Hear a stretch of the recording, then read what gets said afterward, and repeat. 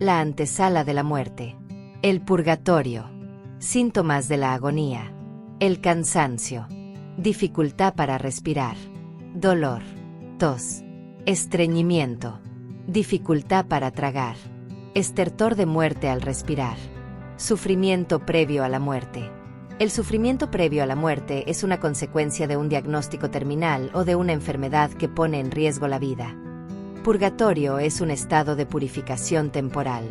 Pasamos al purgatorio. Después de la vida antes del cielo y del infierno. Muchos serán purificados, emblanquecidos y refinados. Los impíos procederán impíamente, y ninguno de los impíos comprenderá, pero los entendidos comprenderán. Daniel 12,10. A este tercio lo meteré en el fuego, lo fundiré como se funde la plata, lo probaré como se prueba el oro. Él invocará mi nombre, y yo lo oiré. Yo diré, pueblo mío. Él dirá, Yahvé es mi Dios. Zacarías 13,9.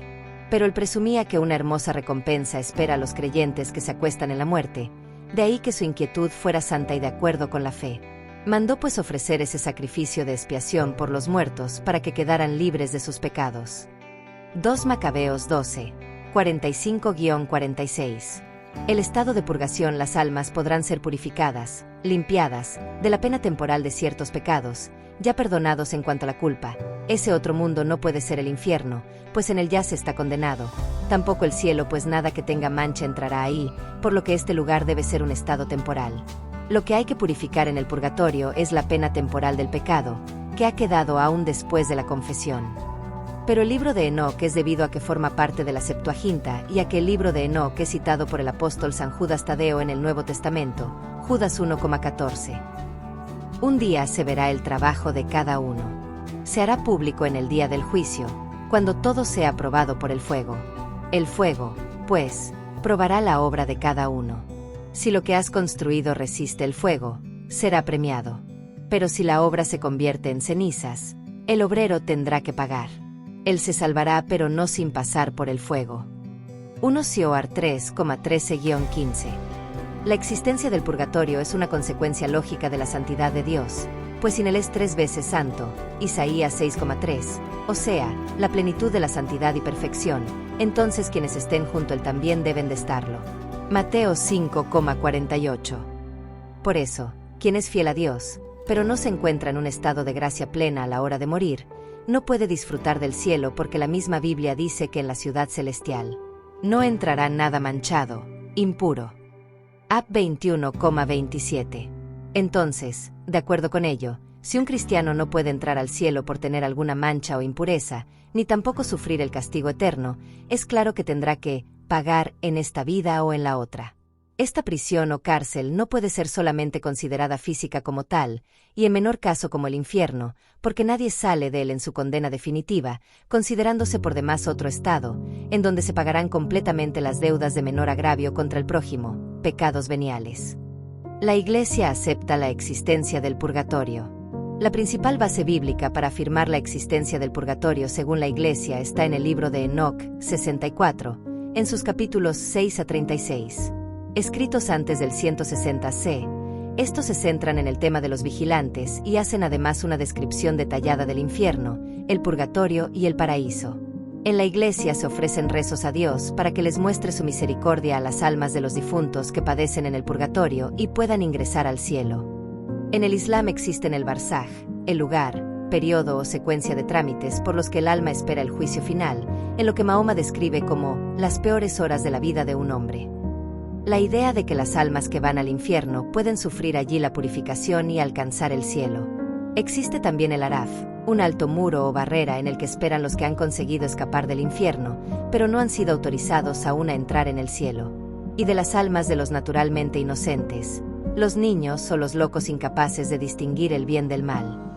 Dante Alighieri menciona el purgatorio en su obra máxima, La Divina Comedia. Es una de las 3 partes de su obra, y lo imagina como una montaña, dividida en 7 rellanos donde las ánimas purgan un pecado distinto, y en la cima se encuentra el paraíso terrenal, o los 7 pecados.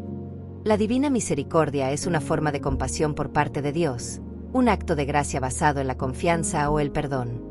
El ligado a los conceptos de pecado, penitencia, remisión y purgatorio. En su formulación común consiste en que ciertas consecuencias del pecado, como la pena temporal del mismo, puedan ser objeto de una remisión o indulgencia, del latín indulgentia, bondad, benevolencia, gracia, remisión, favor, perdón.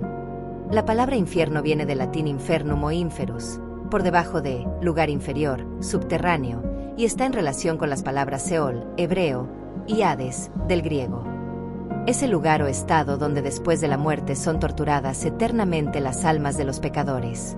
Es equivalente al Gehenna del judaísmo, al Tártaro de la mitología griega, al Eleim según la mitología nórdica, al Naraka del hinduismo y el budismo, y al inframundo de otras religiones.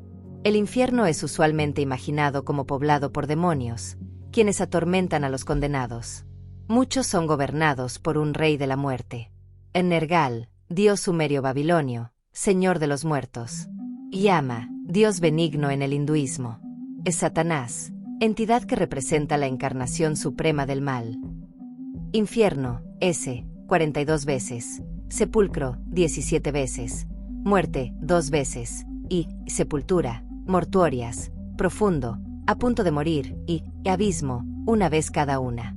En la versión Reina Valera de 1909, Sheol se traduce infierno 11 veces. Sepulcro, 30 veces. Sepultura, 13 veces. Abismo, 3 veces. Profundo, 4 veces. Huesa, 2 veces. Fosa, 2 veces. Y hoyo, 1 vez. La palabra latina infernus, inferum, inferi, las griegas Hades y Gehenna, y la hebrea Seol, la mixteca, Mictlán, corresponden a la palabra infierno. Además de Gehenna y Hades, él es sufrimiento de los condenados. Es llamado el infierno menor, vulgar Tartarus, lugar de los tormentos, alberca de fuego, estufa de fuego, fuego inextinguible, fuego eterno, oscuridad exterior, niebla o tormenta de oscuridad. 2 Pedro 2, 17, Judas 13. Apocalipsis. El hinduismo y el budismo creen en el infierno, aunque solo como escenario transitorio en el ciclo de reencarnaciones. El hinduismo cree en 21 infiernos en los que se pueden reencarnar los que han cometido faltas mortales. El hinduismo cree en 21 infiernos en los que se pueden reencarnar los que han cometido faltas mortales. El Bhagavad Gita, incluido en el poema épico sánscrito Mahabharata, dice: el infierno tiene 3 puertas, la lujuria, la cólera y la avaricia. Y en él caen los hombres de naturaleza demoníaca, hasta ser aniquilados. El budismo reelaboró la doctrina hinduista y su ortodoxia prevé esferas infernales en las que pueden reencarnar los mortales agobiados por un mal karma, deudas vitales, elecciones incorrectas, la esfera de los espíritus torturados por el hambre y la de los demonios en lucha. El reino de los Narakas es el infierno budista. El infierno según los griegos. El Hades de los griegos está regido por el dios del mismo nombre, hijo del titán Crono. Aunque puede ser cruel, Hades no es maligno. Los romanos le adoptaron como Plutón, y además de otorgarle el reino de los muertos, le dieron la custodia de los metales preciosos bajo la tierra. Los griegos poblaron el Hades de otros seres mitológicos, como las furias y las moiras. Las primeras habitaban bajo la tierra, pero solían atormentar a los malos en vida. Eran mujeres con cabellera de serpientes, llamadas también erinias. En cuanto a las moiras, llamadas en Roma parcas, su tarea era hilar el hilo de la vida de cada mortal y cortarlo en el momento justo. Hades estaba acompañado también por Cerbero, perro de 3 cabezas, y por Caronte, el barquero que conducía las almas hacia el mundo subterráneo. Los campos elíseos, gobernados por Radamantis, eran la morada de los muertos virtuosos y los iniciados en los misterios antiguos. Y los 5 ríos del Hades eran Aqueronte, el río de la pena, Cosito, lamentos, Flegetonte, fuego, Lete, olvido, y Estigia, odio, que limita con los mundos superiores e inferiores.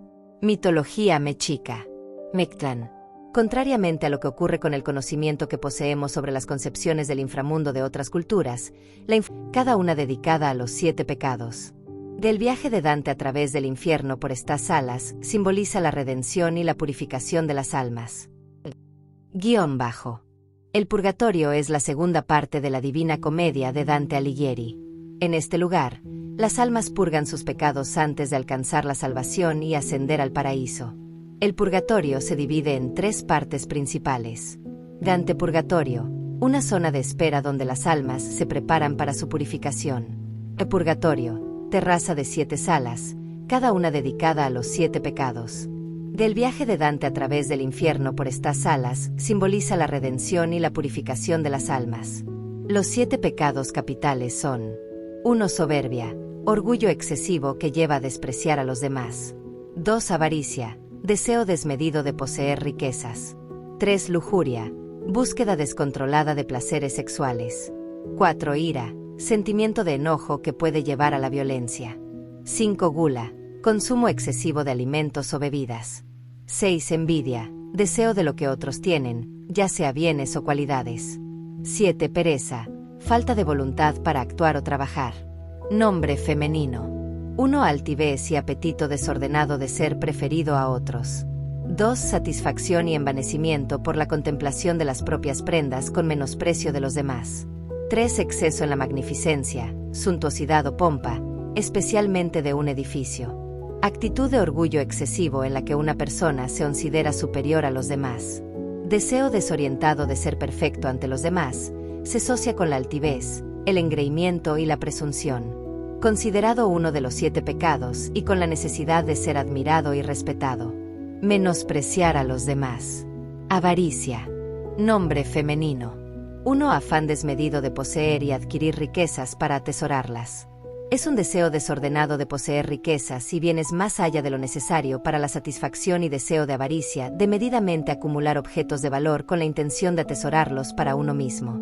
Codicia, no compartir ni gastar lo acumulado. Miedo a perder algo. Lujuria. Apetito desordenado e ilimitado por el placer carnal, considera ser un pecado de diversas tradiciones culturales y religioso, ya que se asocia con un desmedido deseo intenso y demasiado fuerte por la actividad sexual, de estar todo el día como gato en brama. La lujuria es considerada una conducta mala que puede llevar a comportamientos sexuales patológicos y condenados, como la traición y el desamor. Deseo excesivo del placer sexual. Exceso o demasía en algunas cosas sexuales. Perversión. Ira. Desfugación hacia otro.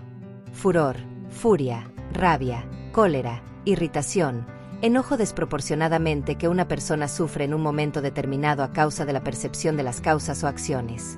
Agresividad contra ti mismo o contra de tu peor enemigo. Gula. Nombre femenino. Diosa Acadia Gula. Es un pecado, y es un comportamiento destructivo del alma, y contra de la moral y lo ético. ¿Qué significa tragar? Es un apetito compulsivo por la comida y la bebida. Insaciable sin medida de comer. Sobrepeso. Es un deseo egoísta y lujurioso que busca la satisfacción personal. Devorar como gaznate. Voracidad. Engullir. Se asocia a las adicciones como los demás pecados, como incapacidad de poder controlarse a sí mismos. Y es una respuesta emocional disfuncional. Deseo desmedido por el placer. Envidia. La envidia es un sentimiento o estado mental en el cual existe dolor o desdicha por no poseer uno mismo lo que tiene el otro, sea en bienes, cualidades superiores u otra clase de cosas tangibles e intangibles. Definió la envidia como el dolor ante la visión de la buena fortuna de otro, provocado por aquellos que tienen lo que nosotros debemos tener, como un pecado capital porque genera otros pecados. El término capital no se refiere a la magnitud del pecado, sino a que da origen a muchos otros pecados y rompe con el amor al prójimo que proclama Jesús. Pereza, vagancia, flojera, haraganería, holgazanería, aburrimiento, descuido personal y de las cosas, desobligación, falta de voluntad, irresponsabilidad, huevón, no trabajar, pereza, muestra de indiferencia, procrastinación, apatía. Es considerado un pecado capital y un defecto de carácter. Como debilidad mental, es el peor pecado, incluso peor que los demás pecados. Es la procrastinación o prioridad del ser humano a conservarse y la primera y más poderosa pasión de no hacer nada. Es el pecado más metafísico, denominado ocio, no parece ser fatal, pero a largo plazo atrae tristeza, inmundicia, dificultades espirituales, de autodesarrollo o de ánimo, ira, atraso, desgane, impotencia, injuria y autodestrucción. Entre estos pecados se encuentran estos defectos de carácter. La mentira, mentirosa o falsedades, nombre femenino, manifestación o expresión contraria a la verdad, fingir, engañar, aparentar, persuadir, o evitadir. Hay niveles de mentir, usar el lenguaje para engañar o actuar para fingir lo contrario. Fraude, ilegal, religioso, anticivil y con perjuro. Detectable. El engaño. Bulo, disimulación, estafa, estratagema, falsificación, falso, fingimiento, fraude, impostura, infidelidad, mentira. Arte de pescar. Combate. Lucha, riña, contienda, pendencia, pugna, reyerta, conflicto violento, hasta llegar a matar, conflicto bélico, lucha, falta de convenios, guerra, enemistad, insurgencia, rebeldía, vergüenza y pena. Disputa. Conflicto, controversia, debate. Juramento. Máxima garantía de cumplir personal, de decir la verdad y cumplir con el jurado. Es afirmación o negación, anteponiendo un testigo, ante Dios, ante mis padres y ante mis hijos. Por mi patria, por mi bandera, por mi vida, por mi honor, por lo tanto es una promesa de máxima importancia. Temor. Inquietud, aprensión o alerta de posible daño o amenaza irracional o fóbico o supervivencia que las personas sienten cuando existe culpa, o miedo, o sentimientos o mecanismo que nos aleja o nos recura de los demás. Guión bajo. Así es, espero esto te ayude a generar paz en tu camino. Está demostrado por estudios que filosofar acerca de lo desconocido y de lo que tenemos miedo vuelve a abrir nuestra mente y nos quita el miedo y la ansiedad, nos vuelve a relajar saber que el destino final es inevitable y que por ende podemos ser felices.